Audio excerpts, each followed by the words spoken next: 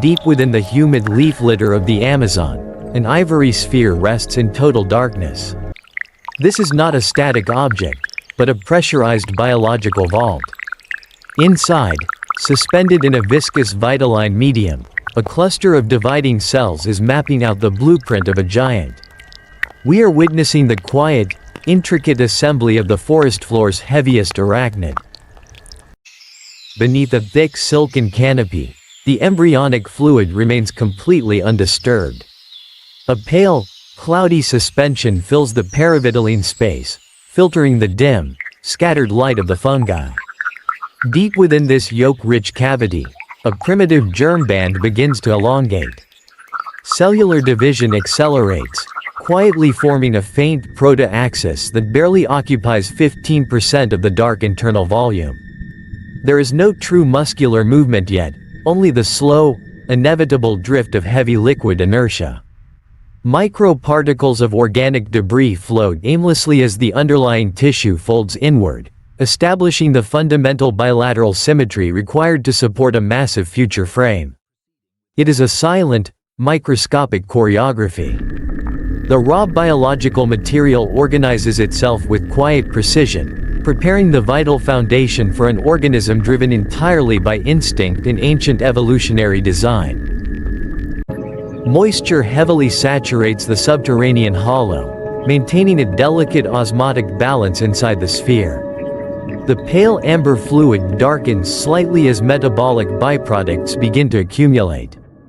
The primitive axis thickens, drawing heavily from the surrounding nutrient reserves.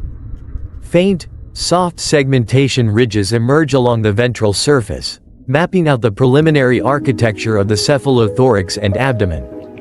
Internal pressure shifts as the cellular mass expands, consuming almost 30% of the enclosed inner space. The membrane stretches taut, responding to the subtle volume increase. Floating proteins aggregate, thickening the viscous medium to protect the rapidly dividing cells. Without a heartbeat or nervous system, development relies entirely on chemical gradients. This blind, relentless growth pushes the fragile embryonic structure closer toward a recognizable biological form in total darkness. Chapter 4 Start. A faint, cool haze of condensation coats the soft inner egg wall. The internal environment is dense, suspended in a state of quiet, heavy anticipation. From the soft segmented ridges, tiny limb buds finally erupt. These soft, translucent protrusions mark the first true anatomical specialization, demanding increased oxygen diffusion through the increasingly strained outer barrier. The organism claims nearly half the cavity. Subtle hydraulic deformation ripples across the developing tissue, a primitive response to building internal tension. The shrinking yolk sac transfers rich lipids directly into the swelling cephalothorax to fuel this rapid, continuous tissue generation. It remains a sightless, uncoordinated mass of soft geometry. Yet, the foundational shape of a predator is undeniable, taking its form through a slow, mesmerizing sequence of strict biological necessity. Shadows play across the uneven pigmentation of the developing mass.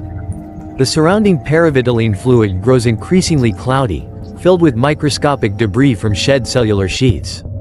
The limb buds elongate into distinct, folded appendages.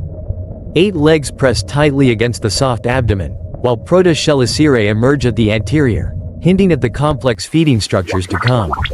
Occupying 70% of the sphere, the creature faces strict physical constraints. Gentle twitching displaces surrounding liquid, creating tiny currents against the membrane.